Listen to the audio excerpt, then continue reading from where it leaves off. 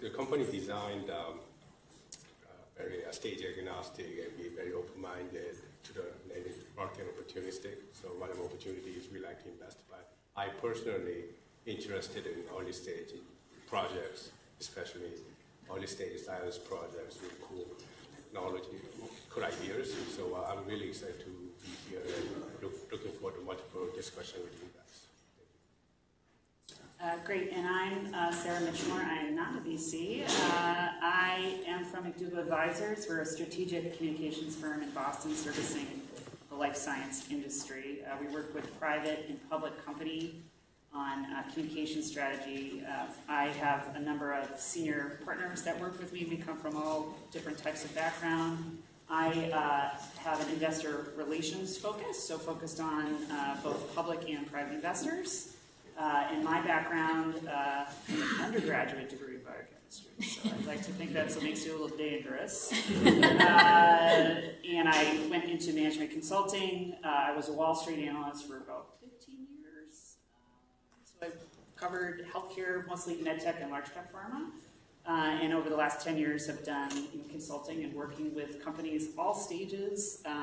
Love technology, love innovation, love helping executives and companies tell their story and get them in front of these folks and with a high probability of success as much as we can. Sure. And as I mentioned, I'm Jeremiah Freuauf. I'm a partner and patent attorney at Stern Custer Goldstein & Fox in Washington, D.C. We're the fourth largest IP boutique firm, around 160 attorneys, so not a small boutique. My practice is life science, biotech, and pharma. My background is biochemistry. And most of the work I do is advising clients on building portfolios and then challenging them and thinking about strategies with competitors. And as noted, I'm an attorney.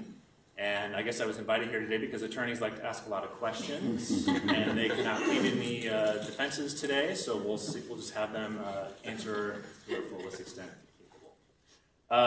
All right, so thank you all for joining us today. We wanted to start off just to kind of get a sense of the audience and who we're talking to. So we'd like a little bit of audience participation here. We just wanted to raise your hand, let us know if you've been involved in at least one VC deal. All right, keep your hands up. How about 5? Okay, and 10? All right, so how many? He's an investor. Perfect. Okay, well, geez, okay. So we wanted to kind of just get a sense because we want to set the stage here. And so one of the questions we thought we'd start off with was just getting a primer. And to do that, we thought, Nikola, you were thinking about how do VCs even make money? Sure. I don't want to make this too basic because many of you might know this, but it might be helpful to articulate in the context of, what is the VC business and therefore what are VCs looking for when we think about the question here of the panel, which is how to pitch to venture capitalists, to investors. So as many of you will know, VCs, who are the source of capital for most startup companies, themselves have investors. We call them limited partners, LPs. They tend to be university endowments, pension funds, family offices, wealthy individuals. And those investors are deploying their capital into our funds with the hope of making a multiple of that back eventually. And usually those are very long timelines. VC funds are illiquid, as we say. You can't get your money out whenever you want, like a public stock. You commit the capital for a number of years, often 10 years, and therefore hope to make a healthy return.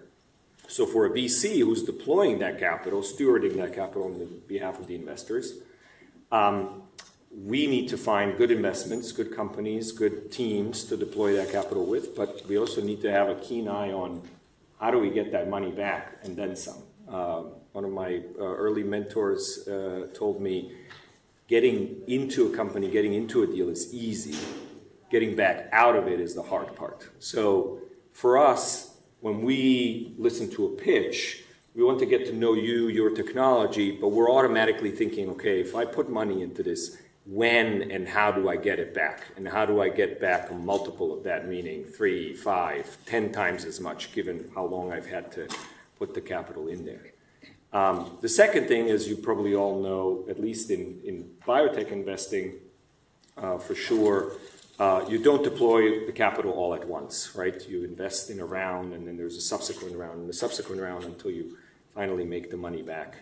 And so thinking through, if I put in this capital now, what will that enable, and how hard will it be to get the next slug, to get to the promised land? By the way, backing up one more time, get to the promised land, for the most part, means either sell the company or the company goes public and enables you to then sell the shares, right? So those are the two main avenues by which we exit our investments. So I thought it was helpful to set the stage there, because as you think about your pitches, your technologies, you should have in mind, how will an investor look at this? How much time and capital will be needed for this technology to get to a point where the investors can make their money back by way of either selling this to the future owner who will commercialize it, or in the public markets. And Sara, you spent years on Wall Street, and we thought, just as a point of reference and comparison, you could talk a little bit about the public markets and how that compares. Yeah, it's very different. So, the objectives are different. I think, it's important even within VCs, there's a lot of diversity. A VC is not a VC. There's not a single archetype of how these funds work and how they meet their goals as a fund. The difference is, in a public market, an institutional investor holding your public equity, a long-term holder holds thousands of stocks. Long-term, maybe they're holding your company, or they're a partial owner of your company for 2 to 3 years. They own 2% of your company, 1% of your company. They're in front of you, but it's somewhat of a passive, shorter-term relationship. I think the big difference here is that, as Nikola said, this is a long-term relationship. These investors are making a commitment for their fund for a long, extended period of time. They have a more concentrated portfolio. I don't know. I mean, it varies. 20 investments, maybe more, give or take. But they're not invested in a lot of companies. So they're spending a lot of time with you. They're sitting on your board, potentially. It's a different kind of relationship. And it's really important to kind of understand who the people are. And again, thinking through the entire, and so I do this with a lot of people, capital formation, even in an IPO. IPO is not the end, right? IPO is a step in the capital formation journey. You're not, in the old days, people used to, VCs, you'd do the IPO and VCs would be out like after 90 days. VCs are now owning companies. They still own 20% of the company or 10% of the company as a public entity. So these are very long-term, very sticky relationships, and it's quite different. Public markets, you can value, there's a value that is published every minute of every day. You know how much a company is worth based on that number. Private markets too, valuation is an art, not a science. And that creates some interesting dynamics too in terms of how VCs think about how they make a return. It's very different from public stock. And before I go on, I'm not the only one who should ask questions today. So if you have questions from the audience, please raise your hand. Yes? Yeah, you talked a lot about time and obviously different rounds. What is the typical time for each of your different firms as far as you wanting to see a return on investment? I mean, I can take that. So most of us are investing out of 10-year funds, but I would say the time horizon that we're looking for liquidity is as fast as possible, but the multiple should be as big as possible. But to put that in, realistic terms, it's probably 3 to 7 years would be the time horizon for an exit. So obviously shorter and bigger is better. Yeah, maybe I can add a couple of points. I wanted to build on a couple of points here. So because of this long-term relationship, and because VCs, this is counterintuitive, actually risk-averse, right? The way you're going to get a quicker exit and try and maximize rather the chance of success is to minimize risk. So one of the things, we're always discussing after presentation, what are the risk factors? And one of the things the company really needs to do when they're presenting is really try and articulate what are the key milestones to building value and how are you going to deal with those risks. Because, of course, there are a lot of unknowns and risks, but how can you project to, in that presentation, that you understand what the risks are and that you've got plans for them, and maybe it's even a plan A and B. So I kind of tied that in because it took me a long time to appreciate that it's actually, you think VCs are very risk-friendly, but you're not going to get the kind of returns we need to get if you're, taking on any risk that comes your way. Yeah, let me add one quick part is we usually see entire drug development cycle takes, let's say, 15 to 20 years, right? And then many of VC funds tenure for each fund is 10 years to go, right? So, like as Colleen said, somewhere between 3 to 7 years for investment horizon for each project is how we find. So we try to figure out when is a great timing to get in and when is a great timing to exit, right? So that's kind of window we take about. Any questions? All right, so let's dig in a little bit to the how-to of our topic. So the elements of the pitch and timing. Colleen, one of the things that you mentioned to think about was how do you initially engage or get in touch with a VC? Can you speak to that a little bit? Yeah, sure. So the vast majority of companies get in touch with us through a warm introduction, and that can come from somebody in the company, one of their advisors, or even other investors. I mean, some of my favorite co-investors are here, and it might be surprising. It was surprising to me when I first joined Canaan how much deal sharing there is actually among investors. So a warm intro is absolutely the best way to get in touch. Cold outreach is also fine, but if you have the ability for a warm intro, I would take it. And the first thing we're going to ask for is, if it isn't already provided in that initial email introduction, is a non-confidential pitch deck.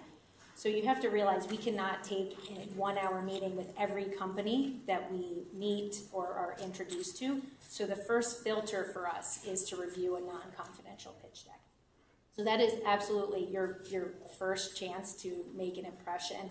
And that's really the gate to, are we willing to set up a meeting and learn a little bit more? So I just want to emphasize how important that non-confidential pitch deck is. And it doesn't need to be this professionally designed, polished thing, but it needs to be clear enough that it stands on its own and gets us intrigued enough to want to set up that hour-long meeting and learn more.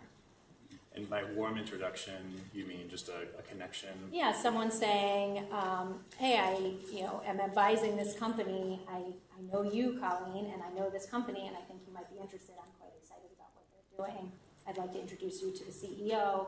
Here's a little bit about what they're doing, or maybe then the CEO says, here's what I'm working on, and I say, great, I'd like to learn more. Can you send me a pitch deck? That's kind of a typical interaction. Kevin, you also talked a little bit about timing when we met, and you said, should you think about, should it be early, should it be before raise, when you're ready to raise? Can you speak to that a little bit? Yeah, I think this also ties into what Colleen was saying. Like, I think there's a tendency to think, I'm developing this plan, I'll just go out and start networking. But, VCs are busy. They're looking at these, even the warm introductions, and still saying, yeah, do I have the time for this meeting? And it's multidimensional, because it's also, where are you in the stage of your fund? Where is the macroeconomy? Let's not get started on that right now. But where macro factors? Where are you in your fund? Where are you as an individual investor? But to be more constructive about it, I think there is an early stage discussion to be had with the people who can be a conduit, either people who really like startups, like Derek saying how much. So if you find a VC who really likes startups, someone who wants to roll up their sleeves and help you with it, great. But to go out broadly, no. I think you only have one chance to make that first impression, and it's kind of what Colleen's saying. You want that presentation to stand out. Why is this distinctive? Why does it deserve to get funded? Do these people really understand the VC world? I mean, that's another thing that can drive us crazy when people think, just your job is to give us capital, and our job is, leave us alone. We'll build the business. So the biggest thing I would say, and this doesn't seem like a naive audience, but it's amazing how naive people can be about raising capital. And I think you've really got to think about who you're talking to. It's not a quantity game. It's not that's really being kind of focused about. I think. Comments? Yeah, I think this relationship point has come up a couple of times, and I do want to stress it. As Sara pointed out and others have said, a venture capital investor, by and large, there are many different models, and we'll get to that part, but by and large, venture capital investors tend to be very involved with their, half dozen companies or so that they are personally responsible for on the board, working with the management teams. And to Kevin's point, it can be infuriating when people don't understand that and think that it's just a check. But on the other hand, I think from the perspective of a company, of a founder pitching, knowing that you're also looking for a long-term relationship to build that you can work with, where you're working with somebody who you think adds value to you and helps you build a company, is important. I'm not saying approach the first pitch as you interviewing the investor. That might be a little too aggressive, but it is about getting to know each other and mutually finding out if you can work together, if you're aligned in your objectives, aspirations, and views. And Colleen mentioned starting off with a non-confidential deck. Derek, are there elements in the deck that you like to see or you expect to see? Yeah, so, definitely there must be key elements should be included in the non-confidential deck, but I want to emphasize that, to be honest, I more care about the quality of entire story, right? And then from there, how likely this story will succeed in the future, right? And is it really worthwhile to bet on it? So if you Google it, whatever, there's a long list of the key elements, but I would care about, okay, with this element and what is this story, how we're going to be successful and how we are attractive to our investors. I will care about that. And the another part is, I know as a company, it's impossible to be perfect at any stage of cycle, right? And there must be missing pieces for any companies at any stage. And even early stage companies, it's more missing pieces, right? So what I like to say is investors knows about that too. And they like to collaborate together to figure out the missing part and making the entire story more stronger and more enhanced, right? So when you pitch to the investors, make sure that bring all the key elements, right? And then make our strengths more look shiny and better, right? But also you should let them know we are aware of what is our weaknesses, and this is a missing part. And we need a partner or investor to figure out together. If we are approaching that way, then your presentation might be more successful. So. Yeah. And Sara, you work with companies on those pitches. I do, and I unfortunately get a lot of warm intros from VCs and other people that say, you got to help this person out. Don't do this. I think the worst one is like they met with 50 people with the same pitch. It's not working. Yeah. So I'm like, oh my god. Fix it, Sara. If it's not working after 2, call me. Don't go out with the same pitch again. What I see when I get them, the ones that are not working, they're too long, they're too technical, they don't have a narrative. There's no narrative. There can be a lot of preclinical data. The other thing I would say is all of these people are incredibly smart, have incredibly great scientific backgrounds and qualifications. They're not in the lab every day. They're not reading every single paper that's coming out in your esoteric field. Don't assume that they know that your preclinical model is the great model. I mean, we have a lot of that too, and I say, does anyone even know what this means? What does this mean? So that's the question I'm always asking, is what's the takeaway of this 10 slides? Can we make it 1? What's the message we're trying to convey? So you do have to simplify it. Again, you're sending in a pitch deck. You don't want someone to look at it and say, my God, I need to, have a glass of wine and go through this for 3 hours. It's not going to happen. You want people to be able to read it. They should be able to scan it within 5 minutes. 10. How much time do you look at it? 5 minutes? 5 plenty. 5 minutes, and be like, this is interesting. It's that. Again, that's. So you got to make it interesting and up front. The other thing we find is, the other thing I would tell people, and I do see this a lot, is, and I wonder if people people are taught to do this, or they see it on TED Talks or something. But there's a lot of founder stories, like I was asleep and I had this idea and I woke up, and that's the first 3 slides. Like, don't do that. Just get to what you're doing. That's the other thing. And people say to me, well, I go to present, I don't get to the end of my presentation. I said, well, so put the end up at the front. So a lot of this too, people want to do it in a specific order that they feel like is, very, orderly, and they've got to explain everything. Just get to what you're doing as quick as you can up front. So that's the other thing that we tend to do, is I tend to say, what's most important here? Stick it up front. Stick it up front. Yeah, I want to agree with what Sarah's saying. Like, what is the foundational technology or part of the story that is really differentiated? You can't put money into something that's just an incremental improvement, or you don't understand what the patent strategy is going to be, or how it's going to. So what is the foundation of this company we're going to build around? And that actually doesn't need more than 5 minutes, right? What is it? If you can't get your elevator pitch right about what is that foundation of the story, and it excites someone, then I agree with Derek, then you can build around it. Then we can deal with, you don't have a good CEO, or you still want to be in the lab, or whatever it is. But if you don't have a strong foundation, well, you're not going to build a good house. So question. Yes, question. My name is Thea Marks. I'm the founder of a biotech company. Sarah, do you accept pitches that have videos with them? Is the slide deck with a voiceover? It's a good question. So, we've played around with this. So there is data to suggest that video, people watching, people retain information better on a passing. We tend not to use them in pitch decks, and again, maybe I'm old-fashioned, but I still feel like the currency that you want to see is a very succinct, well developed, short, 12 slides, 20 slides if you've got a lot of data. Yeah, sometimes I end up with 25, but I'm trying to get under 20. And just again, so it's like a quick flash. We do use a lot of video. So where we use video, social media is a great place for video. So we use that more as a supplemental challenge. Anything you can do to educate, I think is great. But again, for this audience specifically, I would spend the time on getting the pitch deck really, really tight. And then also making sure you're prepared for meetings, and the goal in a meeting is not to present your deck, right? What's a good meeting?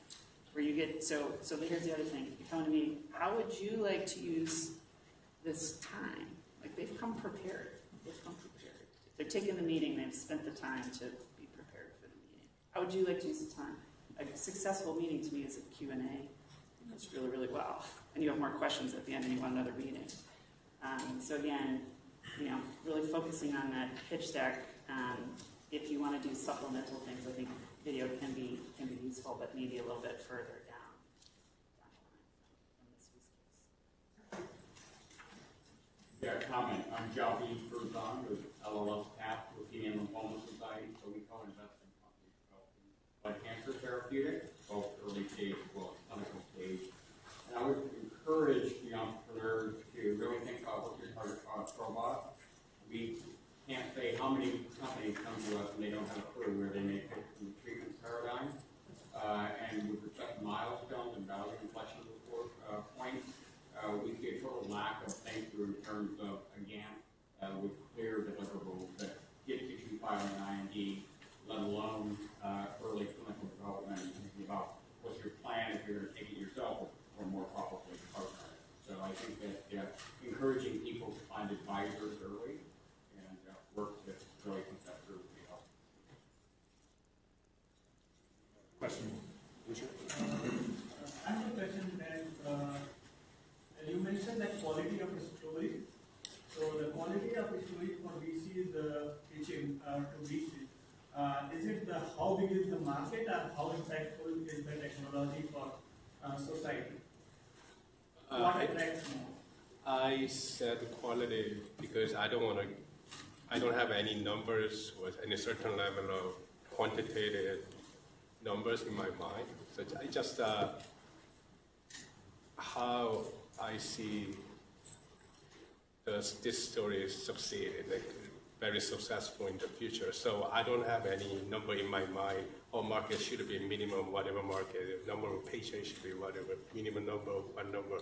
I don't have the number, to be honest, right? But quality, I said, is if you're the same side, if you're in my side, and if someone asking you to bet on a certain story, right, whatever size, right, you feel how you feel this story going to be very successful in the future or not. That's the quality I mentioned to you. It's almost more about a thoughtful view on differentiation, right? I mean, our industry is fairly developed at this point, and no matter where you're going, you're entering an established field, right? Lymphomas, you're entering a treatment paradigm, and so why is what you propose to develop going to change that in a meaningful way? Where is it going to fit? If you're developing a new technology, that might be a new modality, degraders, cell therapy. Why is that different from everything that competes with it currently? How is it better? If I could just add on and bring us back to how we started this discussion, where Nikola gave that nice primer on how biotech VCs think and how we make money. I mean, at the end of the day, our jobs are to create a return on investment, and that is how success is measured for us. There are no style points. It's how much did you invest and how much did you return. So when we're listening to these pitches, yes, we're looking at the team and we're thinking about where this fits in, but kind of where it all boils down to in our heads is, do I think I can make money? And that's how we stay in business, right? So that's ultimately what it comes down to for each investment decision for us.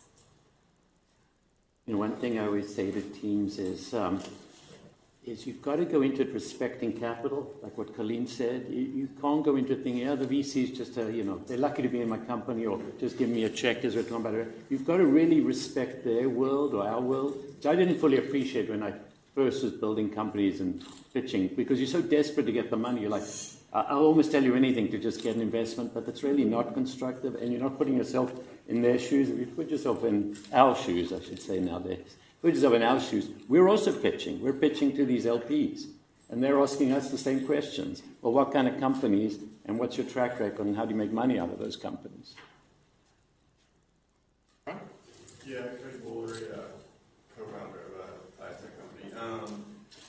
Part of the pitch, there's always a question about what do you value your company at? Maybe we can cover that a little bit, especially more recent types of valuations. I know 2022 was a little bit of a pivot shift from the 2020 to 2021. So I don't know if somebody could comment on how do you now value so that you don't kind of lose interest when you get that question, and what type of stake in the company are you now seeing more recently for, say, like a seed round or a Series A? A good question.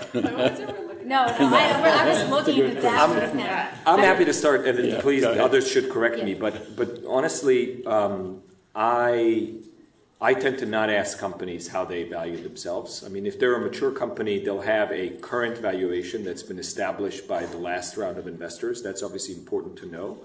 But I think by and large, at least in the field that I'm active in, it's the new investors that negotiate and propose a new valuation to the company. And I tend to find it more challenging and concerning when somebody approaches me and says, well, I think my company is worth X, and that's what I want you to pay.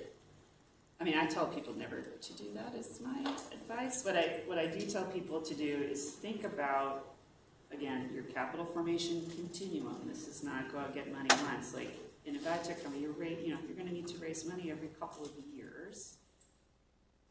The way I'm sure you guys do this also is, how much money do you need today? I mean, this is the other math that you got to do today to get to that, we'll call it de-risking event, because that's what it is. Milestone, catalyst, enhancing value milestone. We also, positive risk-adjusted events, a set of events. How much money do you need to get to answer that question that's going to allow you to raise the next round? Then what do you do? What's that next? You really got to kind of think through this whole continuum, and that's a good way for you to think about how much money you're getting into the company, you're going to need to get into the company, how you're going to accommodate step-ups for your investors as part of that capital formation process. So look at it from more that standpoint. You know, and I mean, I can talk about a little bit about valuation. You know, big bad 800-pound gorilla on top is public markets. I mean, public markets have. So we talk about exits. 2 exits are maybe IPOs. I don't think they are. IPOs follow on public markets. At least you're getting liquid. And M&A. Valuations on public markets are compressed. So that's at, again, this end of the spectrum. That does kind of, you know, walk back some of the private market valuations. So you do see compression today in late stage VC, certainly, because of that. People need to raise more private rounds. But, you know, again, don't focus so much on valuation as much as capital you need to bring into the company. How are you going to make the returns for the investors that you're going to bring in? And again, just like look at that multiple rounds out as much as you can, because that's how you look at it, correct? Yes, but let me add one concept. I totally agree with Sarah's point. It should more focus on how much you raise to run the company. So by selling shares of your stocks, right? So to raise certain money, if the valuation is too low, you're going to giving out larger percentage of your shares. And if valuation is really high, you're going to, for same money you raise, you're going to give out small percentage of your shares. Our problem is valuation is too crazily high. As Nikola said, maybe the investors not investing it. So you should find somewhere midpoint. But most important part is how much money at this stage you need to run the company right now, and then what is the reasonable percentage you give out to the investor. That's set the valuation. You think about that, right? And how much, you know, again, how much you guys need to own of that. But I've seen people also get too cute with this. I mean, I agree. I think it should be a last step, not a first step, because I've seen where people raise money directly from family offices and think, how smart I am because I got an 80 million valuation. But then when you hit a speed bump and you go back to those family offices, they're not used to rounds of capital like this, and suddenly you're stuck because your valuation's too high. So it's a multi-dimensional problem. The quality of the investor and having and their track record on being a real partner would lead me to argue, you know, that's more important or equally important as the absolute valuation. Can I just make a follow-on comment on that thought? Sorry, but this is my second venture, and one of the things I've learned about going to family offices wasn't so much the valuation problem, but what I value a lot more is the long-term relationships that seeds, and obviously we've experienced this, you know, the second round, the third round. Yeah. Our company launched in offices right before COVID, disaster. So we didn't have the long-term relationships to hold with us during that time in my former company to navigate those, you know, and have deeper relationships with, hey, we can help you during these times, advise you how to navigate that, and not necessarily just financial navigation. So if there's the private, I can raise money tomorrow for my new company through my old investors, but that's not where I want to go, and I think there's a value that I now understand the value behind it. Yeah, you have to live it once or twice to really appreciate it. It is true.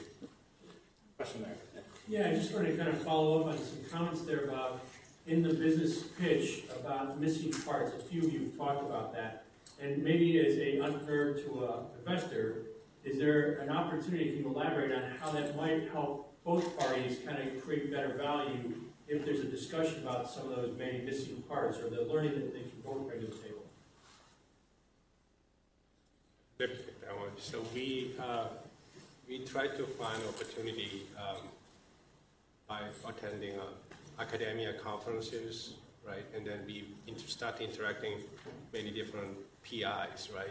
And they just have science ideas, great science, but zero stage to be a business, right? So many cases, but we love that, take that opportunity as a potential investment. So we're working with PIs, hey, we like your science, we like your project, let's make it as a business. What is the missing part? There are a lot. Number one, we need a CEO, right? Those PIs cannot be, many cases, they don't want to be, they stay on the academia side or CSO work, but we need more like a business-oriented, business-savvy people who are more like a late-stage drug developers, right? Really drug like designers, right? They may need. So like bringing very talented team or management is another significant part of collaboration too, not just finance on top of financing. So I just want to highlight that part. Yeah, with respect to the story that's told in the pitch deck, the two exits we're talking about are an IPO or an acquisition. That's come so far in the future that I'm agnostic as to which way it goes. Should I just pick one and put it in the pitch deck, or just say, either way's fine with us? I don't think you need to be explicit about an exit in a meeting at all. We're thinking about those things, but as someone who does early stage investing, I agree most of the time. Our hope is that there will be actually optionality for either path in the future, but we will be thinking about, could this, within the time horizon we talked about, 3 to 7 years, and on a reasonable amount of money, an aggregate of $50 or $75 million, get to $1 billion company, either on the public markets or through an M&A. That's kind of the way we're thinking about it, but I don't think you need to put that in the pitch deck at all. Yeah, certainly not explicitly. I think what's helpful, and it really depends on what kind of company we're talking about here and the technology, but let's just say we're talking about a company that's going to be making new medicines. Thinking through, for the kind of new medicine that you have in mind, what is that key value inflection point that might trigger a pharma company acquiring this, wanting to own this, take it over the finish line, or might allow you to tap the public markets for further financing and get to a valuation step up that then looks attractive to investors. So it's more about thinking through the long-term plan, and maybe that's phase 2 patient data, maybe there's a smarter plan that generates it on phase 1B. In this environment, certainly clinical data, I would say, but it's more sort of painting that longer-term picture, helping us wrap our head around what's the long-term total capital requirement to get this to a point where now we can hand it off. Because, as Derek pointed out, we cannot follow a technology in drug development from conception to market. Our funds are shorter than that timeline, right? So we need to get to a point where then somebody else wants to take it. Next. I'm just curious, with the increase in rates going on and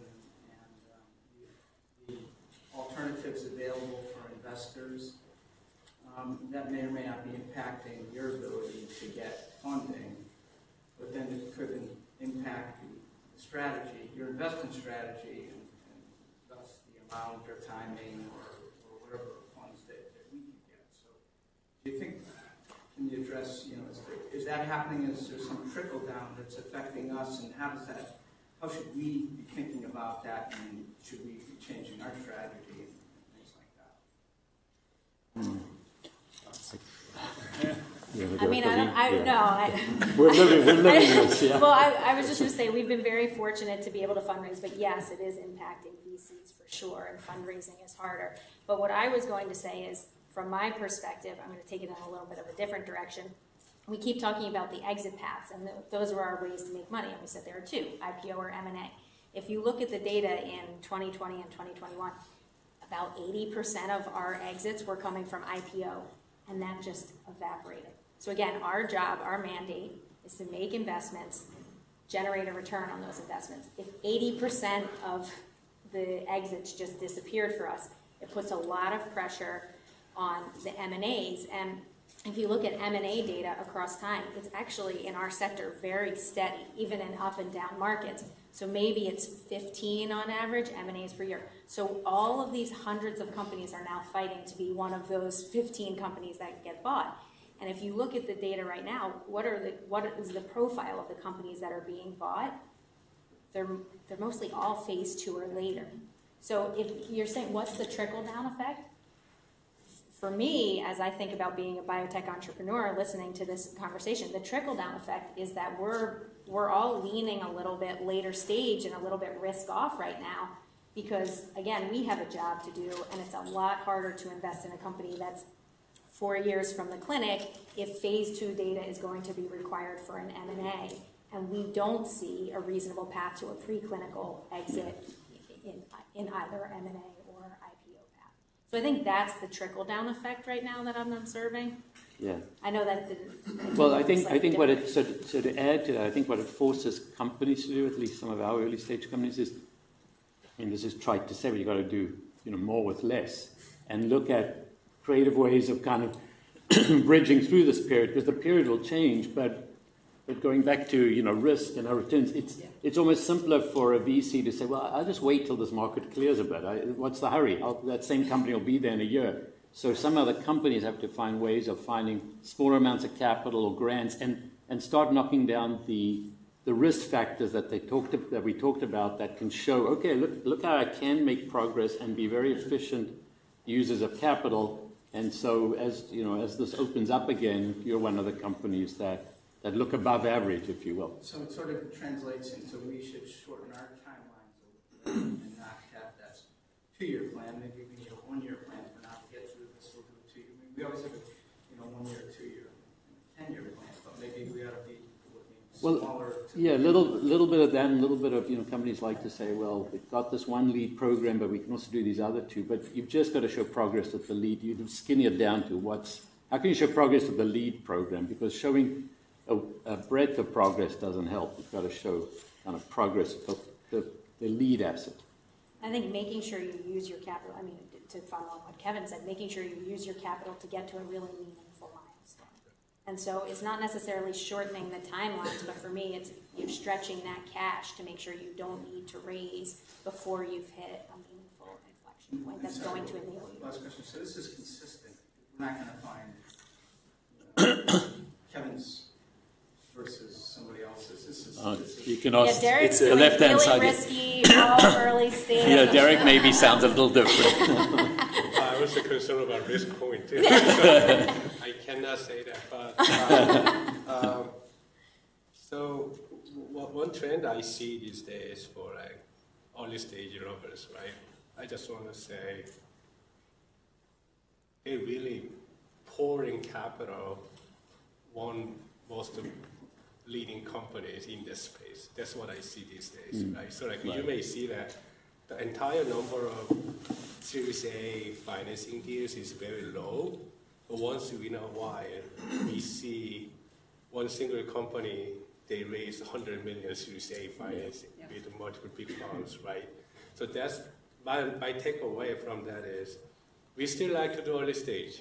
But we don't want to be only one betting on early stage, right? Yeah. Let's group together. Let's making 100 million-ish capital to secure operation cash for next 2 to 3 years, and then see what happens in the market, right? So I just want to that's to see early stage developers how to survive with this economic market right now, market economics. So that's also another way we can survive in this market. Right? I just want to... Yeah, Fred, maybe just to add, Frederick, to your question, Kevin alluded to it earlier about, it's a complex dynamic of macro, what's going on in the markets, but then where is each individual investor at? And I would say this view that you've articulated certainly is true for SV, and I think might be the majority view in the market. I would hazard to propose. But there are investors that maybe just raised the giant fund and are under pressure to deploy that capital, and they really, unless they can write a $50 million check in a company, it's not worth their time because it's not going to move the needle. And that's part of the dynamic that leads to these mega rounds for the one winner company in the field. So if you're fortunate enough to have these kinds of investors interested in you and be that one company, then I think you need a bigger plan that can allow them to plow more capital, put more capital to work. But I think for everybody else, the view that Colleen articulated of stretching capital, focusing on proving the concept of what you're trying to do before putting more capital at risk on a similar idea will be the way to go. So there's a question there in terms of, again, are all VCs the same, right? And one of the topics that the panel talked about was the diligence aspect, and how do you lead that off to, again, make sure that you're going to be talking to the right VCs? Sarah, I think you had some comments on that. No, I think it's important, and it doesn't necessarily have to be to level like true diligence, but the bad news is there's a finite group of venture capitalists in the space. But you need to understand, again, what their strategy is, where they invest. I'm not going to send a company that's already raised 2 funds over to Colleen, hopefully. Send it back to me if I do. Making sure that you've got sort of at least done some homework in terms of who the right groups are, who the right people are that might be a good fit for you, either based on prior investments or specialization of some sort. This amount piece is the part where I see people get really snarled up. They want to raise, they only need to raise $10 million to get to the answer to their question.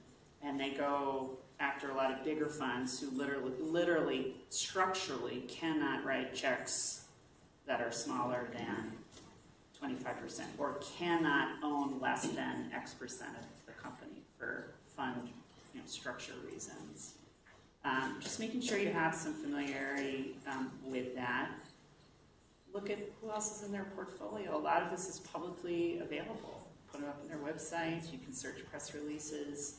And just kind of get to know, what the fund is, how active they've been, if you can. Where are they in the fund cycle? I'm sorry, I don't want to be the last company in your portfolio, usually, if I can avoid it, right? So that puts a little bit more pressure on me as a corporate person to make sure there's less room for error for me. If I'm, 20 out of 20 versus 4 out of 20 might be the sweet spot, I don't know. Just kind of getting an understanding of kind of where they are. And then co-investors, Colleen mentioned this earlier.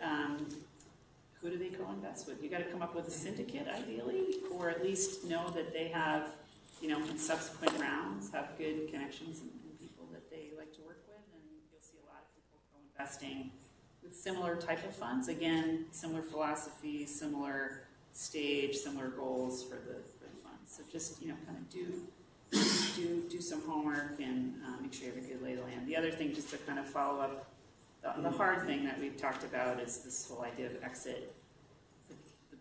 The pendulum moves in terms of what triggers an M&A in this field, and certainly what triggers an IPO, and I think we've seen it go swing really, really low and high, and part of that is driven by generalist investors coming into biotech on the public side, but making sure you understand, what are those triggers as much as you can. What is an investable idea? What is an investable M&A? What are those milestones? And where have some of these portfolio companies that they've exited? How and when and why? And where have they exited? Is good to know too. And Derek, you mentioned that if you're hearing a pitch or somebody is looking at your funds, if you have a competing company already in your portfolio, are you going to take a pitch from them, or So when you're looking for investors, investor groups searching, check their portfolio companies may be helpful. So first, you may know each fund, with that fund, interested in what types of spaces they like to. They understand that space very well, right? And then second thing is whether they invested our direct competitors or not. If they may like us, but they cannot invest because they already invested in our direct competitors already in their portfolio, right? So checking their portfolio, the VC's portfolio might be helpful, right? And then another thing I like to add is, once in a while, the VC fund also do a press release of their fundraising, right? How the venture capital A raised 500 million new venture fund or whatever. So check it out, what types of space they are focusing on. And then when the venture capital raising new fund, that year or following 2 years, great timing to do early stage, really early stage deals too, because they have 8 years to go to deploy. So checking their each fund's fund cycle might be helpful as well. Just want to add. Thank you. This might be going back to the previous discussion a little bit, but we mentioned bridging the gap, and Kevin, you mentioned grants. Could you talk a little bit about non-dilutive equity? Do you view that as attractive, that companies you may be investing in are fighting for that equity? Do you see it as a distraction?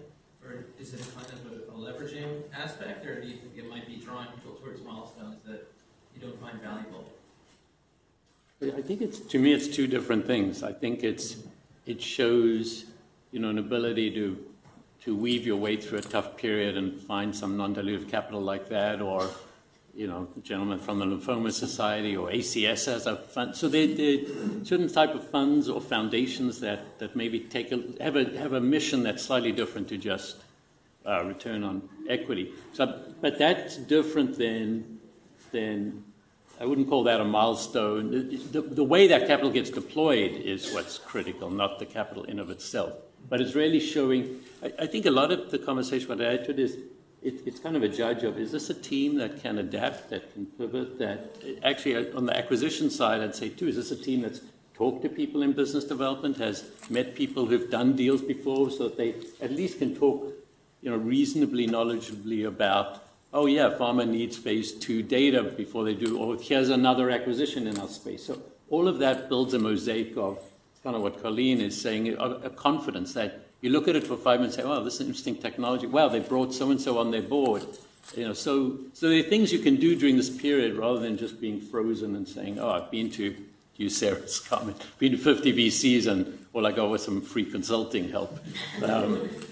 And that's, like I said, kind of tests a team. This is not I go out and I raise money. This is a very complex process. Building, it's almost amazing companies ever succeed because you think of all the variables before you get to any kind of exit. And that's why only a handful do. So you're trying to look for not just the technology, but is this a team that's making me feel like, these are not just smart people, but they're starting to appreciate the game. Could someone explain the non-dilutive equity? I'm sorry. He's talking about, I think, SBIR grants for developing science. Yeah. Or other foundations. Or foundational grant. Yeah. It's more of a gift. It's not. Yeah, but it means your science went through some diligence and some peer review and that kind of thing.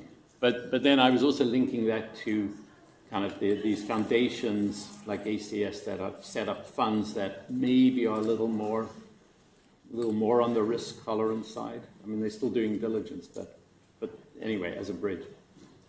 So let's do one last question from the audience. Thank you. Given the current state of the market for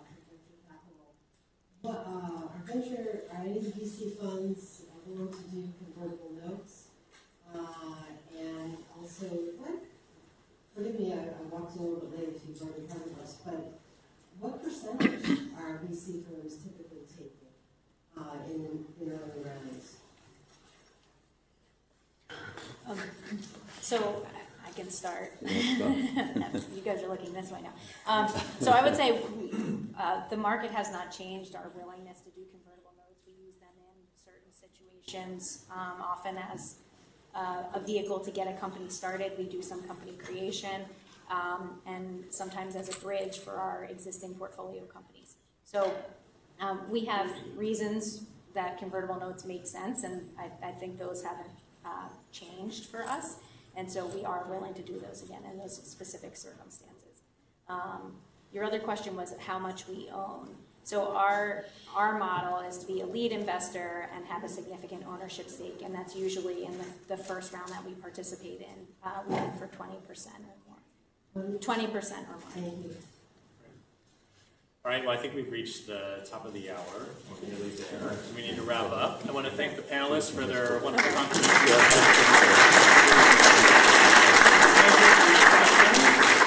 And if you want to corner them, later. Nice to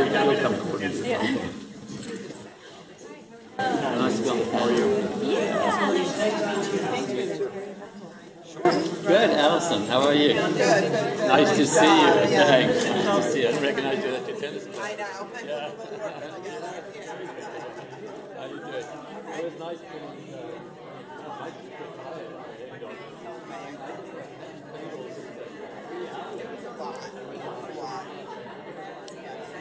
Test. Folks, we have another panel starting momentarily. That is return on investment in the arts. So you're welcome to stay.